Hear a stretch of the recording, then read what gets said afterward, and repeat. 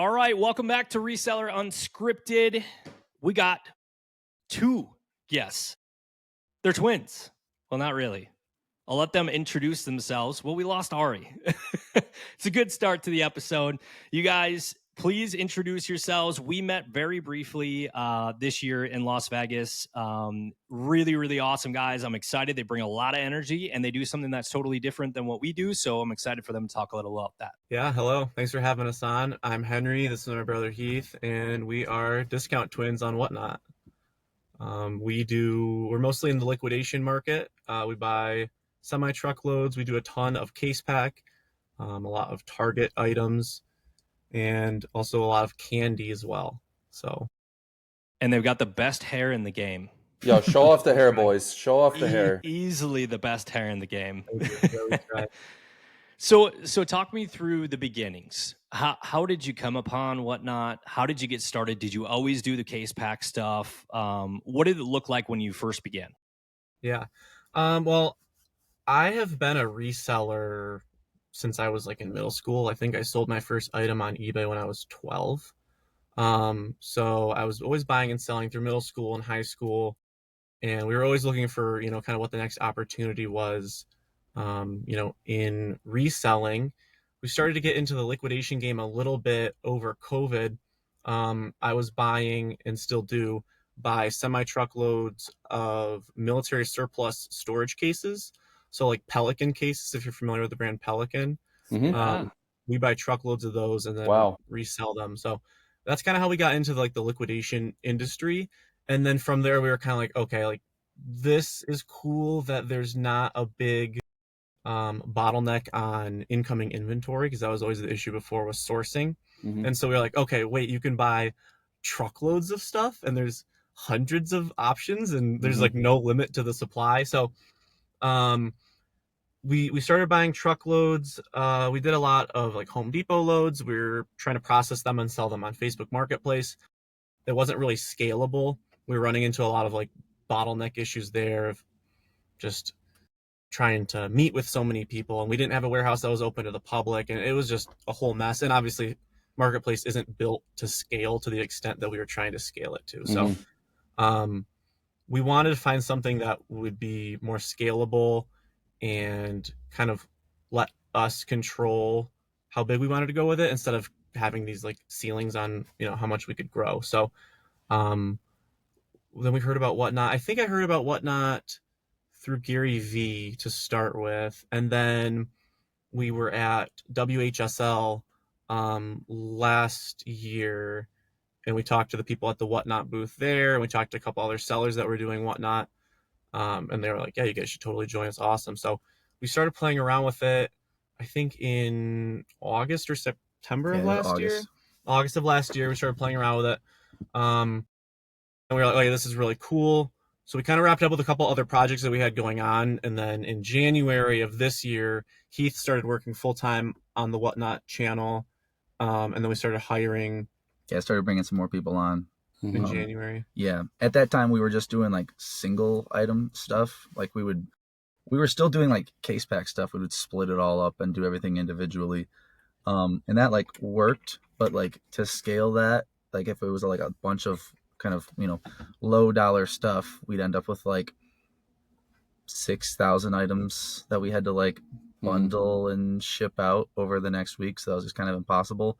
So then we decided let's just sell it as Casepacks and just kind of go that route. That's awesome. That's awesome, guys. So you guys started in August of last year.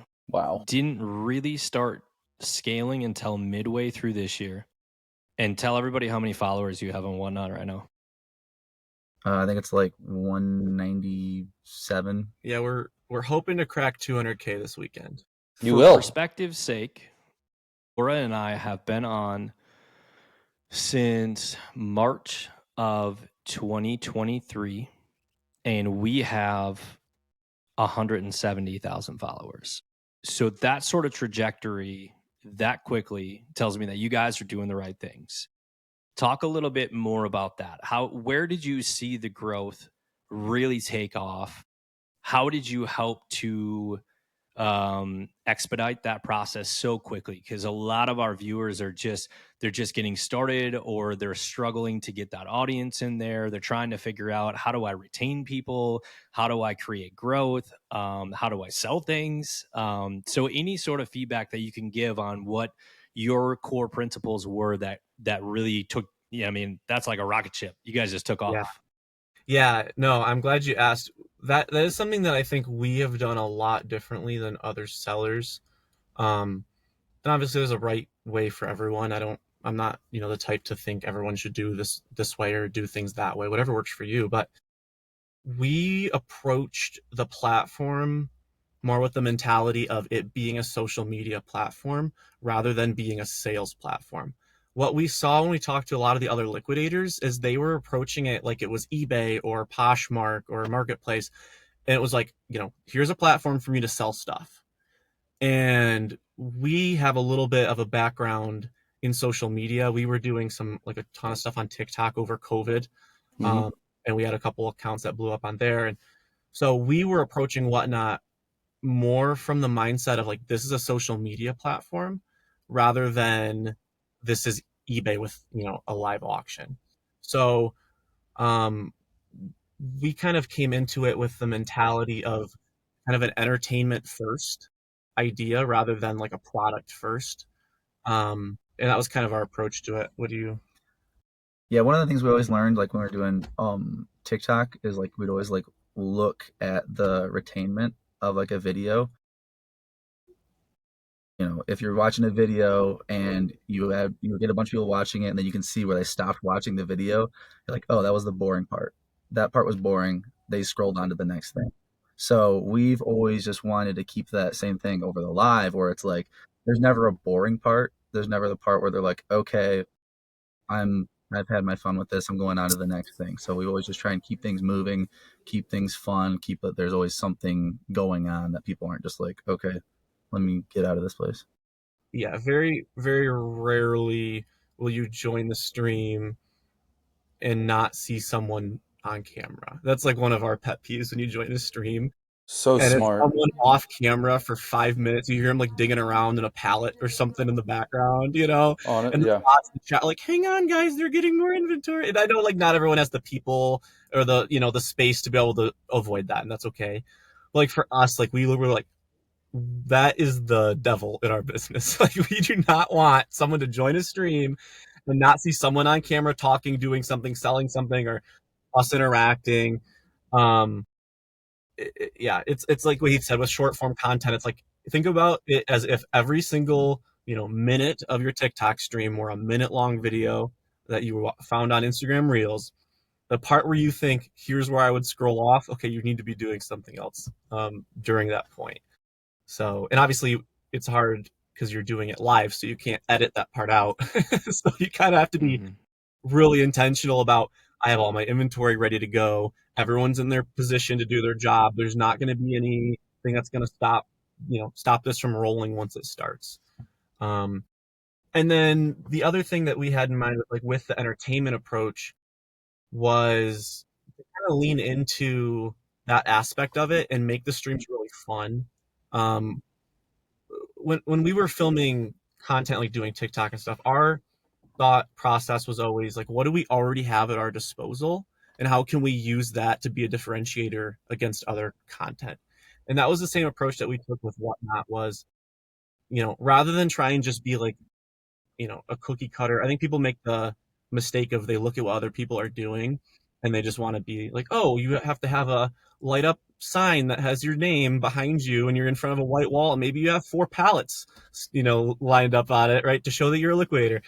We kind of lean more into like the reverse benchmarking, and we're like, okay, what can we do that's going to be like way different from everyone else, and what are the assets that we have that we can take advantage of to differentiate ourselves? And for us, that was, we already had a big warehouse that we can film in. We're like, okay, well, let's show the whole warehouse while we're filming, and we're all a bunch of like 20 somethings that are having fun. Okay, well, let's use that to our benefit and let's have fun on stream. If I'm off camera, making a joke to Heath, okay, well, I'm going to be doing that anyway. I might as well make that just part of the entertainment for the people.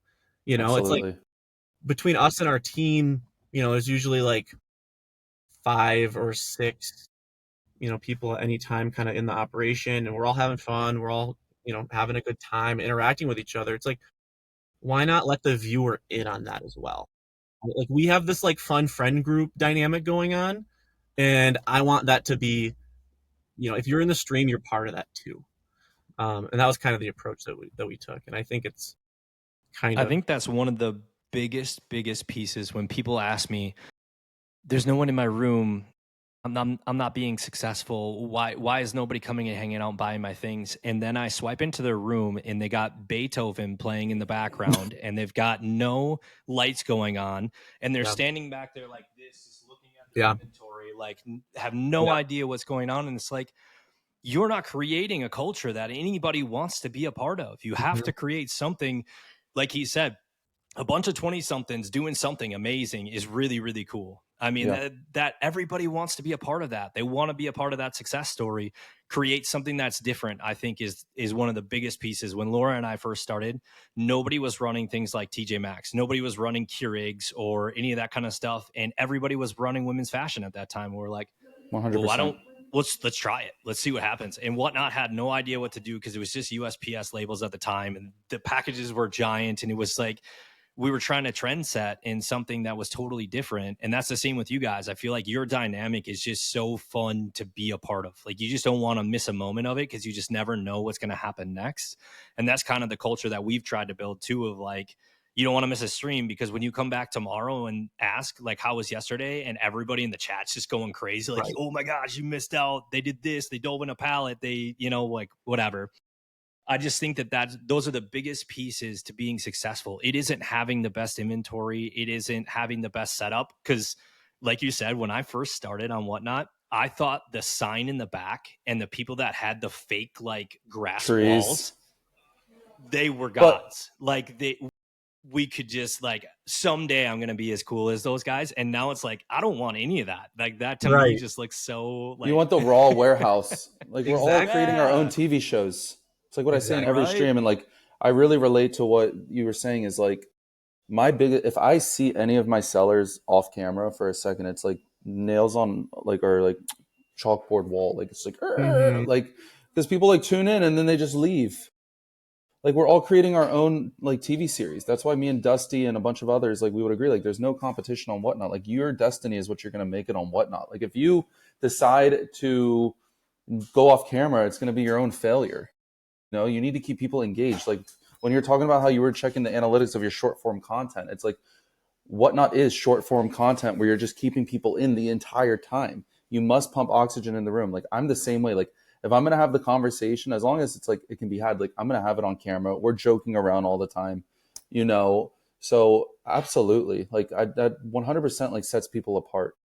Like Dusty's done the same thing too. Like his hosts are always on camera. They never leave camera. Nobody's ever like going back here and grabbing stuff. Like nobody needs a massive fancy setup. Like people want to see the raw setup. Like we've now for the past 2 months been selling out of my warehouse and I love it. I've loved selling out of the warehouse. The commute sucks so bad, 1.5 hours every morning, but like people love it better than me being in my office in New York with, you know, selling from there. But it's people want to see the raw content. You just because it's working on someone else's stream. Like I say it every single morning, it's not going to work in your stream. Your business is different than my business, our cozy corner, discount twins, like whatever you make your business is how it's going to play out. Yeah. Knowing your audience, I feel like is another big piece of it, which is interesting for you guys because I would think at some point there was a bit of a transition from trying to target the mom who just got home and is hanging out with the kids on the couch to more of a reseller mindset. Is that true? Or do you see a lot of individual buyers still buying case packs and just saying, okay, this is like a Costco. I got 10 of these. I'm just going to stock them up and keep them for later. Yeah, it's still that mom that just got home or somebody's grandma or something. Especially with just like, we do a lot of like Target GM case pack stuff. Like, yeah, pretty much all of that stuff. People just want to buy. Yeah, I'd rather buy 4 candles than 1 candle. Sure. Like, if we do clothing, it changes a little bit. It's a lot of resellers there, but yeah, no, it's pretty much strictly just people that are just going to be consuming that stuff. Okay. Which is something that WhatNot doesn't seem to understand yet either. No, not so much. Because every time we talk to them, they're like, "You're selling to resellers." We're like, "No, we are not." These are the end consumers. Yeah, that's awesome. Well, Costco does the same thing, right? You know what I mean? Like, do I need 50 bags of chips? Not right now, but at some point I'm going to, and I Right. like the discount. You know Well, what I and mean? one thing that we realized too is a lot of our demographic, it is women, and they're like, generally moms or grandmas, and they're shopping for other people, right? So they're buying something and they're like, "Oh, perfect. There's 8 of these. I have 8 grandkids." Or, Yep. "Oh, perfect. There's 8 of these. I'm going to give my kid one, and then they can take 7 of them to school and give them to their friends." Right? Like, I think a lot of them already are shopping with that mentality anyway. So to kind of give it, like, make it easier for them of like, "Oh, this is sweet. I already was going to have to go buy bulk of these things." Just by the nature of kind of how they shop for other people anyway, and you're kind of making it easier for them, which I think is something that, like, I think that's a little bit of something that we had to learn. I would say maybe even just as men.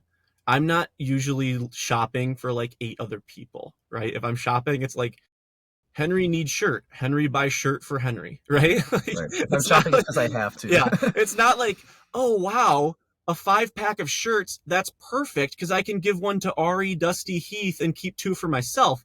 But like, I think women, especially moms, they're thinking that way anyway. And that was one thing that Heath kind of like started talking to me about. Is he's like, "These people are buying this. They're buying it all for other people." He's like, we started doing the candy boxes. He's like, "They're buying a box of candy to give it to the bus driver that drives their kid's bus so they can give it to the kids. They're buying a box of candy to send with their husband to work to give to all his buddies at work, or they're buying it to bring to their own office."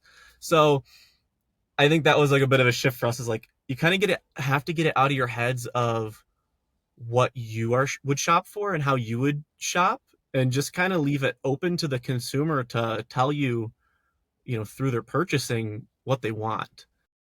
110%. And try and get that bias out of your head, because like I said, especially like as men, I don't think it's not an apples to apples comparison. So I think you're better off just playing around with stuff, and if it works, double down on it, and kind of let the consumer speak for their own shopping habits rather than try and force them into what you think they want, I guess. Yeah, that's definitely been a big struggle for us. When we first started, we kind of keyed into that pretty quick. Our buyers love this stuff. It's great. It went really well. And as we grew as a business, we started like looking at other people and being like, "Oh man, they're running like really high-end bags, and they're running high-end cosmetics and high-end clothes." And like, so we started to bring all those items in thinking that that's what our customers wanted.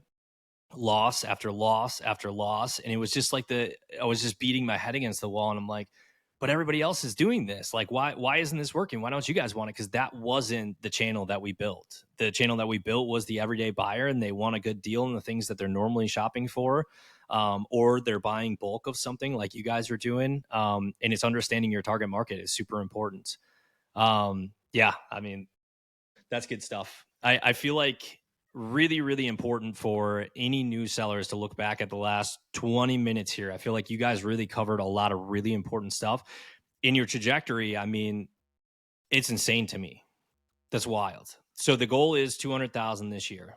Well, What's the goal is after that? We'll probably hit 200,000 hopefully by Saturday. I don't really know. We don't really plan By like Saturday. I love that.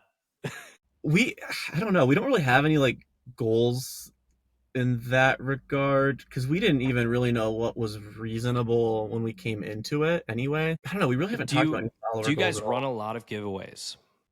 Yes. Yeah, we do a Okay. lot of giveaways, but it's always like, it's like a bag of candy. It's nothing like crazy. Yeah. Yeah. That's It's not kind of the like route a we've gone $500 to. like Amazon gift card every 5 We seconds. felt like it had to be the giant giveaways for it to matter. It really doesn't. People just Auction love winning things. liquidations, a free car. Yeah, I would push people, like, we just always were running constant giveaways. What we called it, we call it follower maxing, where it's I just love like, it. if you want to get followers, just run giveaways because they're going to come into your stream. People forget to follow you unless you have a giveaway running.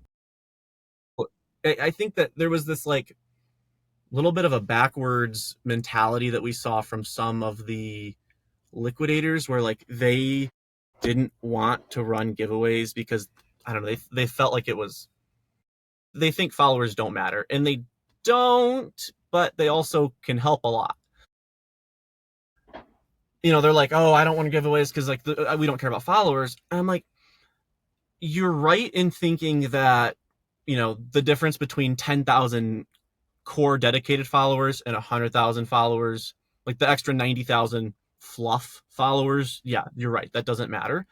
But I think that you shouldn't discount the fact that if I'm in someone's show that I'm enjoying and maybe I'm even buying something, but now they have a giveaway running, now I'm going to be for sure following them. Like what it is just really making sure that the people that you do want to be following you because they are buyers and you do want them to come back, you're just kind of ensuring that they do follow you more than just like a superficial follower go up, number metric, if that makes sense.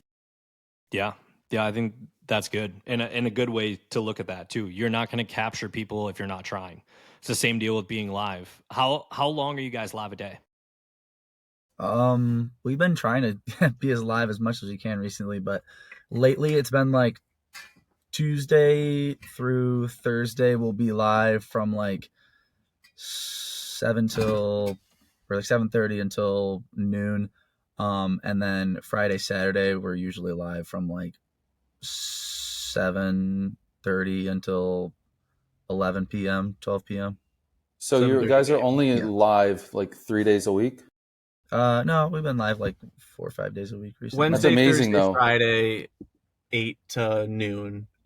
Yeah. Friday and Saturday, 7 a.m. to midnight. That's still a crazy trajectory on that growth, Dusty. Is That's it just you massive. guys, or do you have a pretty big staff? We got like 6 people.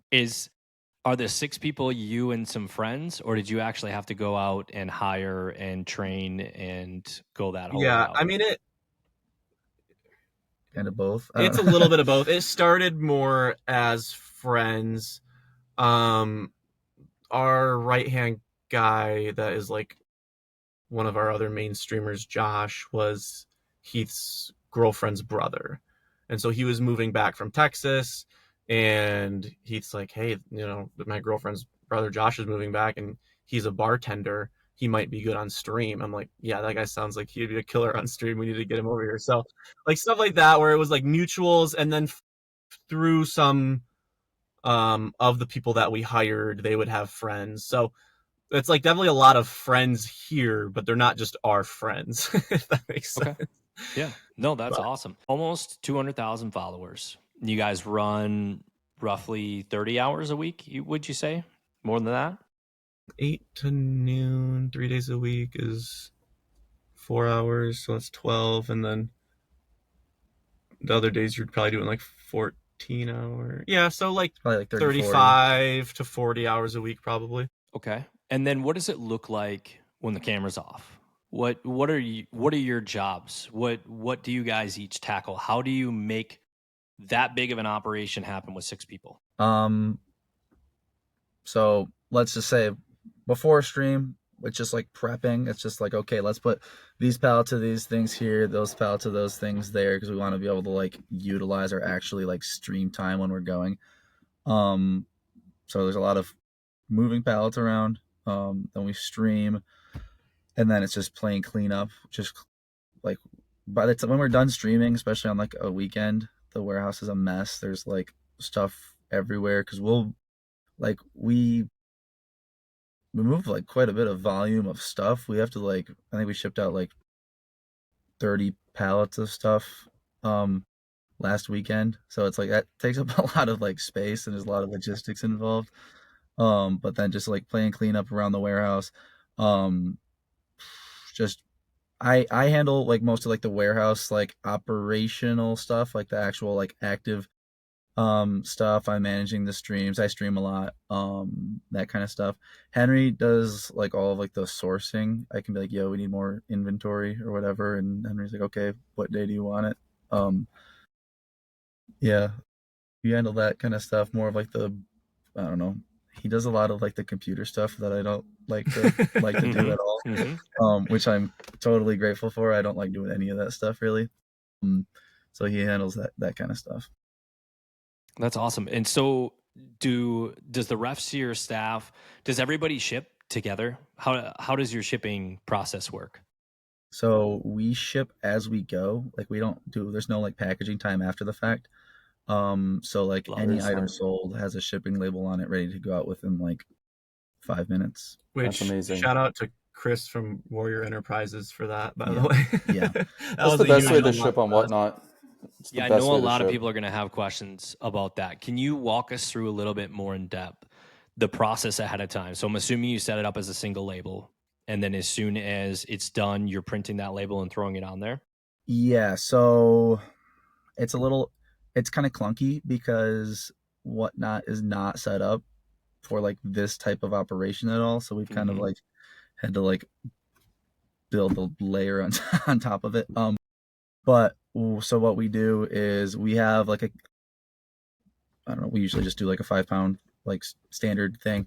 So I'll run something, I'll set it over. We've got a scale, we've got somebody that weighs, measures it, and then they'll make an adjustment for the label on it. Like when we do Casepack stuff, everyone's just paying $9.21, for the 5 pound thing.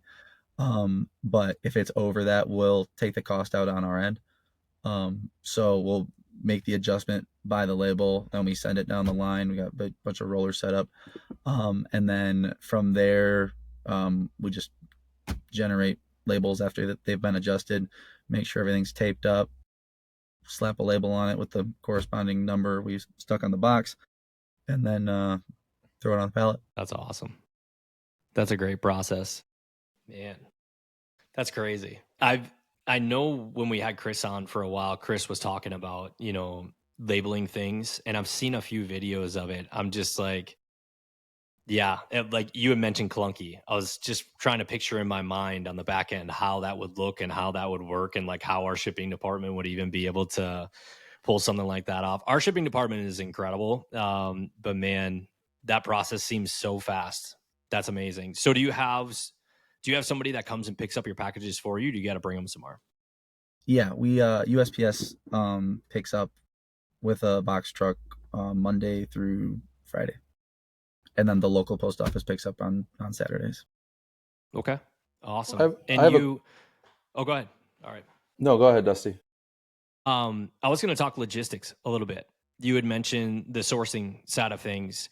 When you guys buy, is it really recurring the same inventory, or are you kind of always trying to find the best deal, or are you just trying to find a bunch of different things for variety? What's your main goal when you're going out and buying a truckload right now?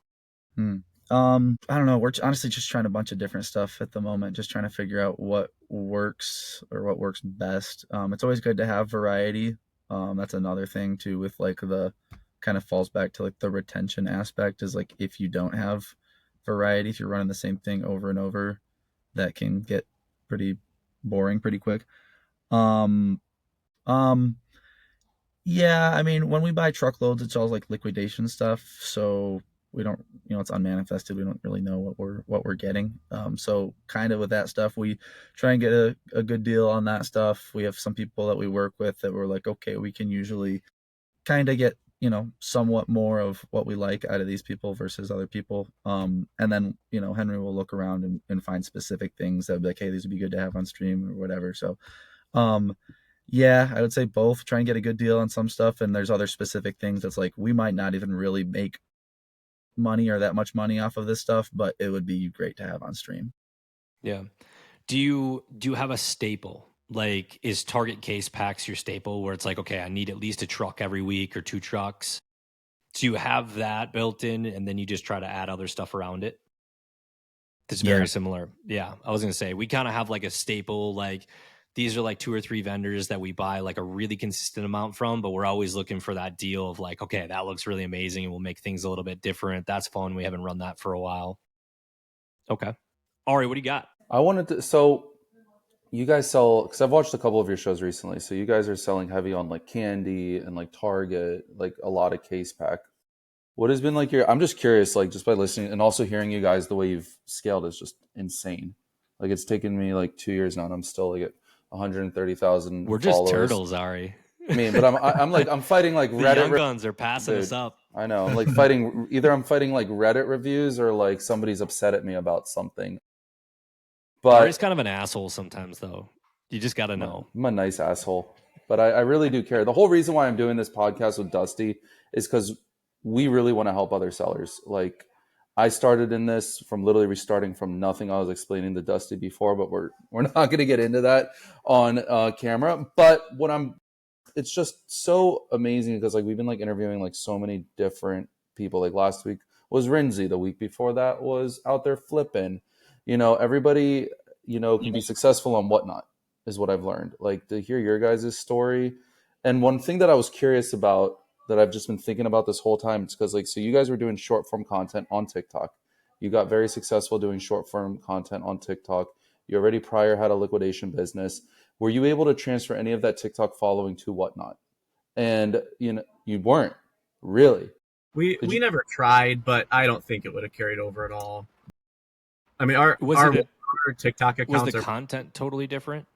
Yeah, 100% different. Got it. Okay. On TikTok, we were just like doing the most ridiculous crap. Like it was just, you could go watch if you want. It was like Heath was like fixing cars on his TikTok, like fixing up my grandpa's Thunderbird, and he got like almost 500,000 followers on there from that. And then on mine, we were just coming up with like bits and like filming like funny videos. Like it's completely unrelated. Got it. Like Logan Paul and Jake Paul kind of stuff. So the reason why I was asking that though is because when I talk to people every morning, they're always like, well, why do I have nobody in my room? Why do I have nobody in my room? Why can't I get followers? And then I'm like, when I was hearing you guys talking about TikTok, I'm thinking like, well, one way that me and Dusty have been telling other people like that want to get into this business is like, if you have a Facebook presence, if you have an Instagram presence, you can roll your business over to Instagram or Facebook, get the followers over there, and then bring them over to WhatNot.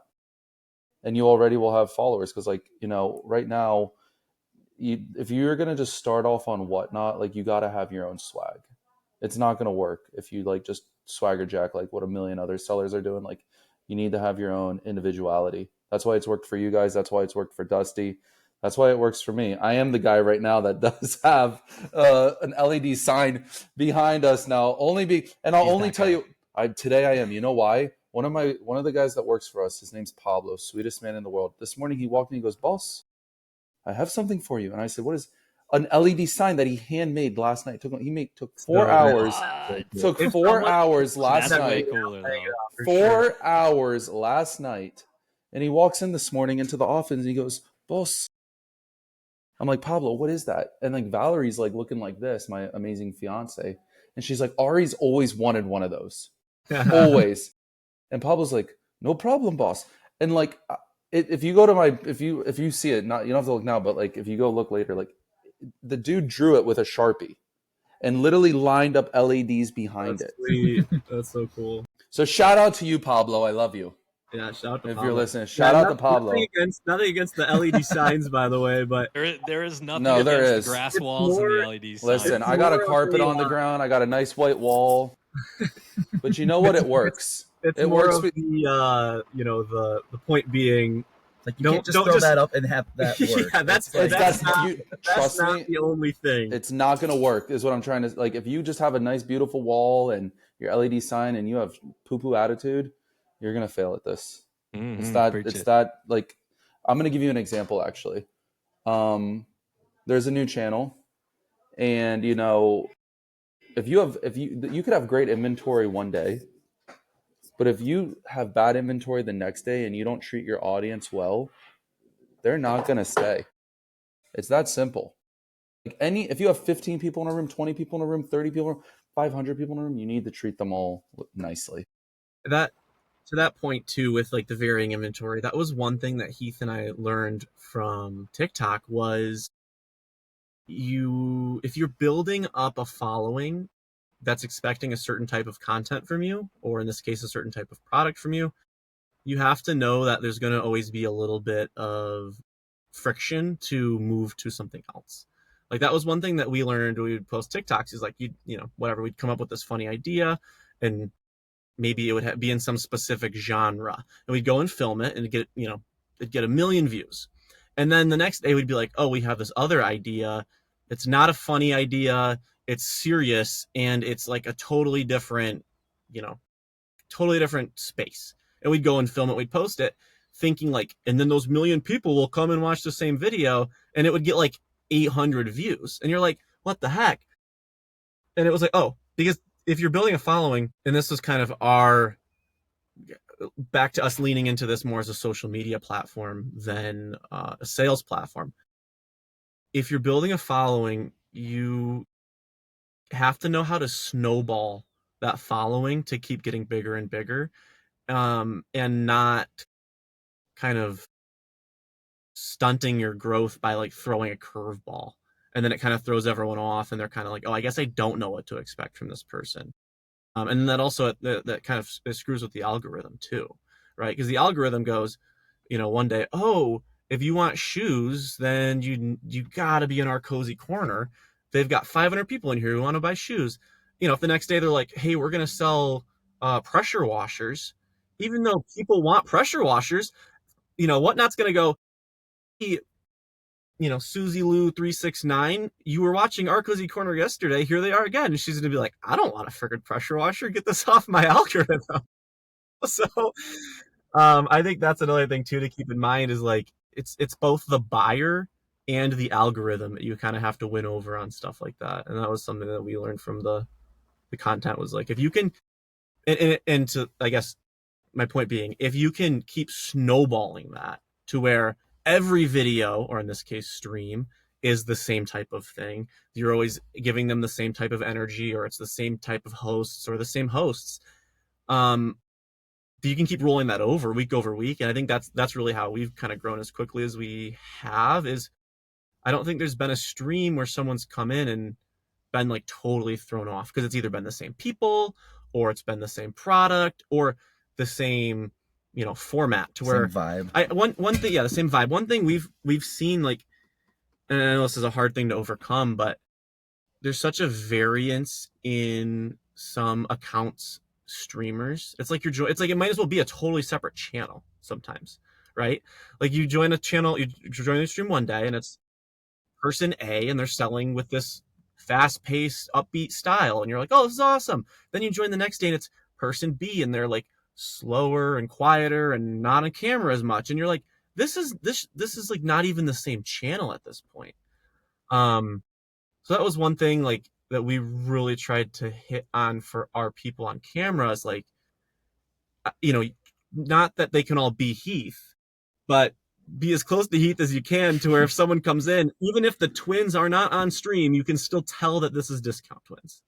I totally agree with you on that, because like every single channel needs a hero, or it does not work. I was telling Dusty, I've hired probably 15 different streamers this year. My company was like 45 people, and now I can happily say we're down to like 10 people, and it is the best thing ever. Oh my gosh, I'm so happy, because like before I was like, okay, I got great product, great, let's just hire streamers.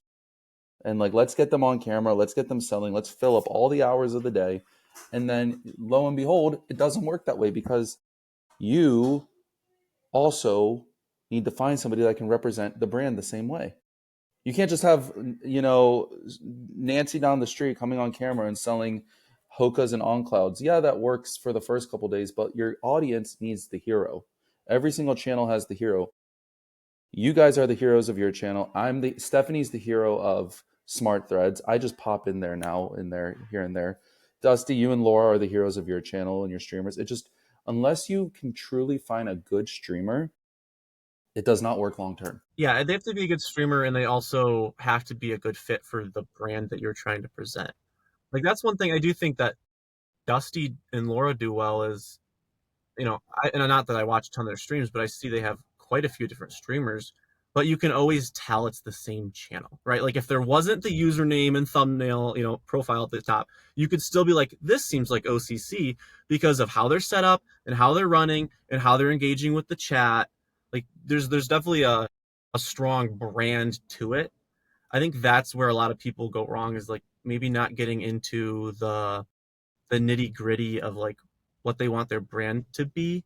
I think sometimes people get hung up on like the numbers more than like the actual non-quantifiable things, like how their hosts are talking to the chat.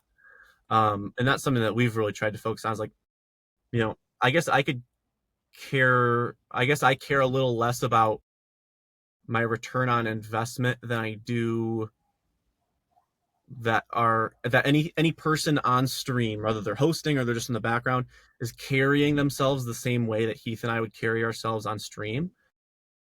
Kind of knowing that through that we will get the return that we want, if that makes sense. And that's kind of a roundabout logic. That's spot on. That's definitely something that we've really battled. And Laura and I put off hiring people for a long time, almost our entire first year of being on WhatNot, because we were so concerned about, we had built a family aspect, and that is what our channel was known for. And we didn't want to lose that. And we knew by putting somebody else on the screen, we had potential for people to lose sight of that. And we've had plenty. Like Ari said, we've probably hired 30 streamers this year that have not worked out for various reasons. Sometimes it's on them and it's not the fit for them. And sometimes we get 2 streams in and it's like, this person does not represent our brand or what we stand for, or, how we carry ourselves in our stream, the way we describe products, the way we care about people, how we address people. So it's definitely a battle. And like you said, the image is everything. When you have that brand correlation, people expect that of you. When they come in and you're selling the pressure washers, there's an identity crisis. Like, this isn't the channel I followed, and this isn't the person I watched yesterday. What is going on here? I'm not interested. I'm going to find something else. So I think that's really, really important, because a lot of people, I feel like WhatNot's getting to that point where a lot of people really are starting to see that growth in their channels, and getting to that point of like, do I buy the warehouse now? Do I start hiring staff now? It's turning into more, it's become more than just what the husband and wife or the one guy can handle themselves, which is a great thing. Live selling is getting bigger. It's getting stronger. But a lot of people are starting to run into this weird, crossroads where they're trying to figure out a lot of those things that we all go through when we scale, how to hire, how to represent, what direction do we go, how do we source in a way. That's one of our biggest struggles, is how do I make 3 channels look different when they're all standing right next to each other? Like, how do I keep the product different? How do I keep the feel different? How do I make sure all my streamers represent us well, but are still their own character? Because there's some people that love the way I stream, and there's some people that think the way Ari streams is silly, and the inverse. There's a buyer for every single type of streamer too. Like you had mentioned, we're starting to hire that way and find product that way too. We've got a night streamer that she has a fashion background, loves higher end curated, like nice pieces. And we've never had a streamer that could run something like that other than Laura. So now we have an opportunity to do something that's totally different. But then we have daytime streamers where it's like, I just want to be goofy and sell Christmas things. Like, that's who I am, So it's fun to really lean into their strong suit while they also carry our brand and who we are. Great observations there. Well, and Are you to got that, any other? Oh, go ahead. yeah, I mean, to that point, I think the stronger your brand identity is, the more flexibility you have inside of it to sell different stuff. I think that's something people take for granted too. I was listening to a podcast, and it was Bob Pittman, who is from iHeartRadio, but he was like one of the big creators of MTV. And he said that MTV was one of the first channels where people would go to watch MTV. They weren't going to watch whatever specific program was on.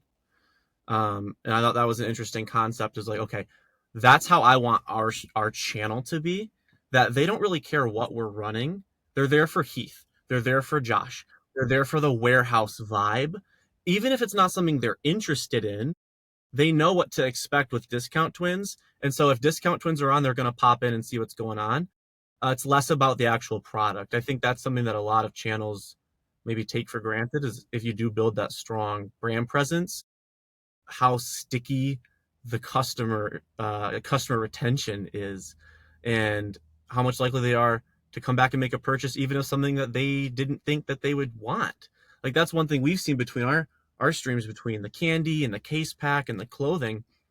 There's a ton of crossover, especially of the big buyers. There's a ton of crossover, even though they're totally different things. And they join the stream and they're like, "What? There's candy on WhatNot? I didn't even know there was candy on WhatNot." But then they buy 10 candy boxes. So I think that's really important. I think it gives you a lot more flexibility with the type of product you sell when you have that strong brand presence, so people know what to expect from the personality side of things first. Yeah, it's that personal shopper aspect too. We see that a lot on our channel, where it's like, I've never heard of, we're running Pajar boots right now, and a lot of people hadn't heard of them. But it's like, you guys brought it in and you're putting it in front of us, so I trust the brand already because we've not steered them wrong. You know what I mean? And so creating that over time where they just trust. When you walk into a store that and you go to buy your favorite, cologne or your favorite shirt or your favorite whatever, I don't look at the size anymore when I buy something Under Armour. I know Under Armour. I know what I'm going to get from them. I go and I buy the thing I like, and that's it. I just trust that it's going to fit the way that I want it to. It's going to feel the way that I want it to. And that, I think that's the same as we're building our channels. We need to make sure that the product and the things that we put in front of everybody, as various as they may be, are the quality that you want to continue to build. And those, like you said, those customers are going to be sticky. They're going to keep coming back. They're not really going to care what you're running that day. They just want to be a part of it, and they're probably going to grab some just because they trust that you're selling them, and it's probably a pretty awesome product. So yeah, I think that's good stuff. Okay, we got about 10 more minutes. I want to get any closing thoughts. I feel like, Ari, you haven't said a whole lot. I want to know if there was anything. I feel like I've talked a lot today. So do you? No, I've just been honestly listening. No, I've just been listening. I mean, I always love listening as well. So what's really stood out to me too is how if you have a person that represents your channel the right way, they can sell anything. But you also need to make sure that they represent what you're selling too. And my whole position on this podcast, Dusty's more really getting to know, all of our guests. I really want to see how I can pull information on how it can apply to other sellers, or people that are starting out. And I really think it's so important when you're starting out, because that's why we do this podcast, is to really pay attention to your audience, really figure out a way to vibe with your audience to a point where if one day you aren't able to supply them with the inventory that they're used to, at least make sure that they're still supporting you. I did a show the other day, where I had really bad inventory, but people still balled out. It's not always going to be, the flashy, amazing inventory. There's gonna be good days, there's bad days in this business. And like, it really matters on who your following is and like how they're going to stay by you at the end of this. So like, I think the one thing that I pulled from this is like, this is an example of a channel that really made a brand for themselves. You don't just grow from 0 to 200,000 in under a year. Like, we all know that followers are amazing and it's, very important, but like, the fact of the matter is they're still massively growing. They're not slowing down. And, that's how you're successful on WhatNot. And then like, you have to be consistent and you have to build the audience, so I appreciate you gentlemen on what you said about that.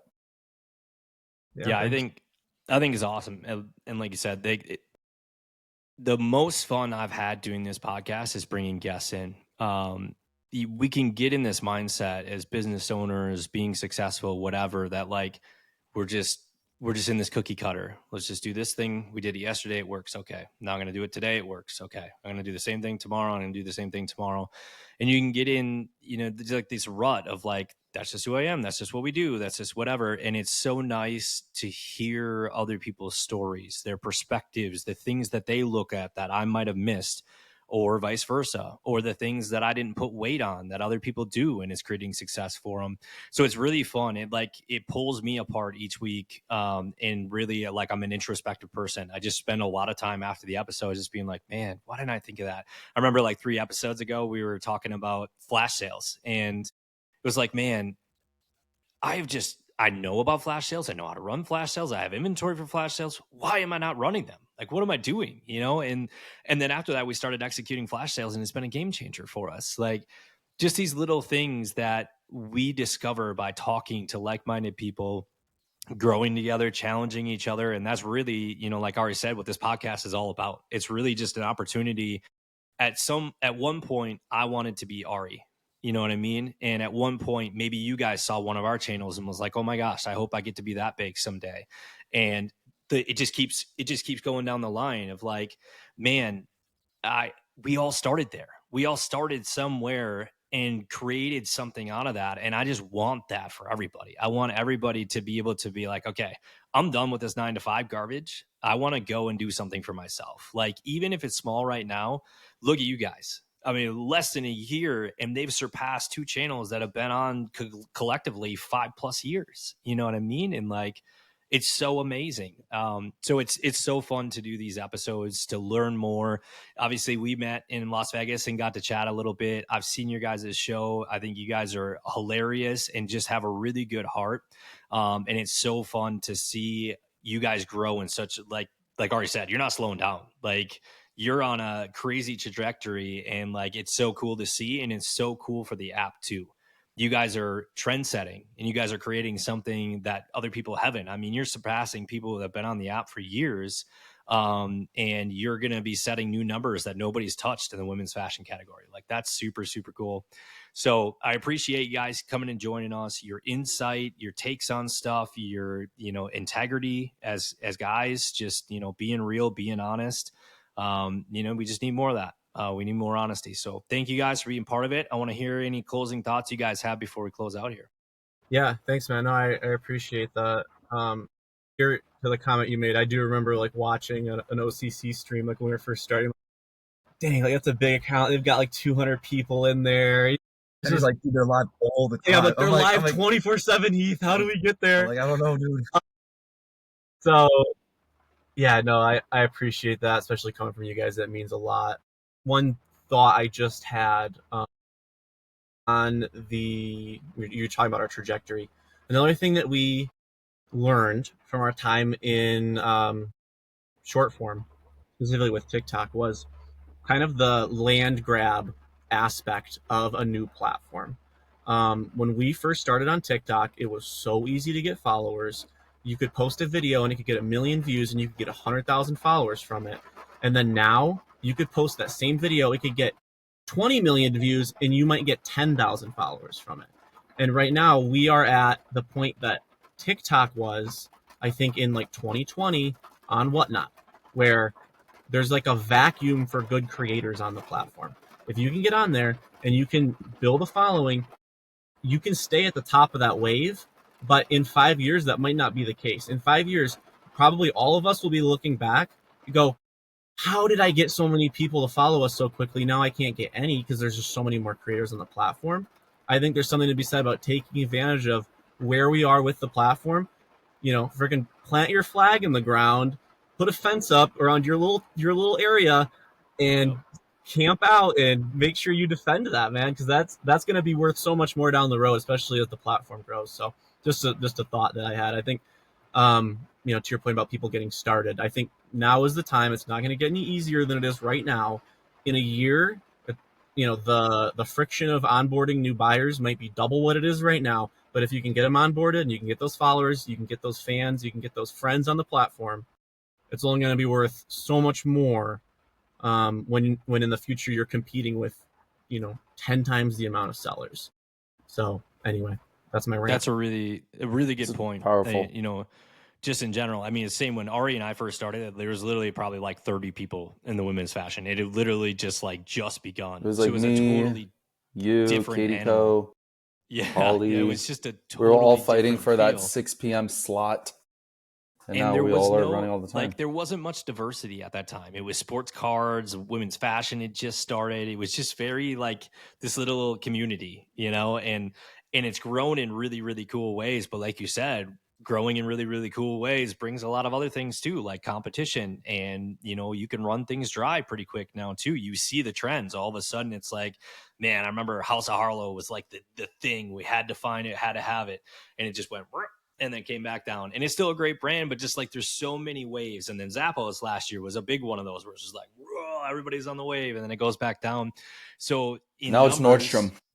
Yep. In numbers, like you said, like it's great. It brings exposure. You might see normal rooms of 10,000 people 5 years from now. Like that might be a normal online shopping experience where there's 10,000 people watching you live stream, but the competition is going to be that much more fierce. There's going to be big businesses involved at that point, big brands involved at that point. Like it's going to be different for the mom and pop shops like us to survive. So I think you nailed it head on.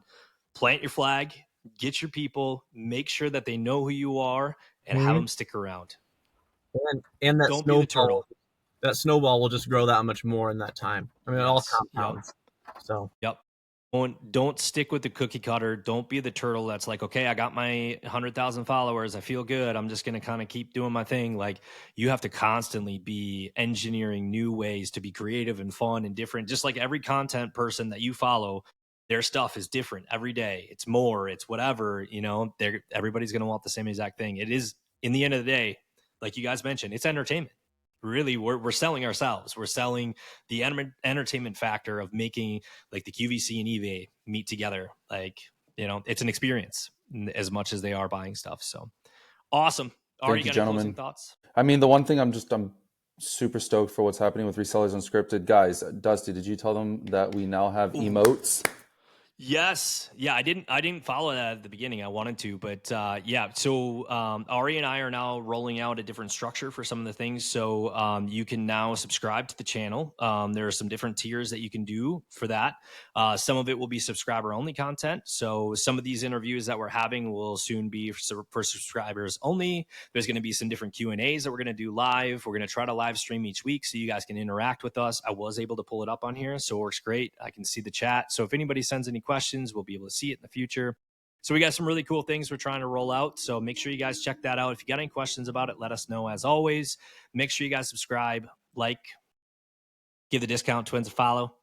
Check out their crazy shows. You're going to be very entertained. We appreciate you guys joining us, taking the time out of the day. Having the truck studio was definitely awesome. So, shout out Ford. No. Yep. Shout out rain, Ford. by the way. I don't know if you guys can hear it or not. But we can see it. I can't hear it, but yeah, thank you guys for being part of our crazy train and helping to educate those who are just kind of getting rolling. So yeah, we appreciate it, guys. All right, peace. Peace. Take care.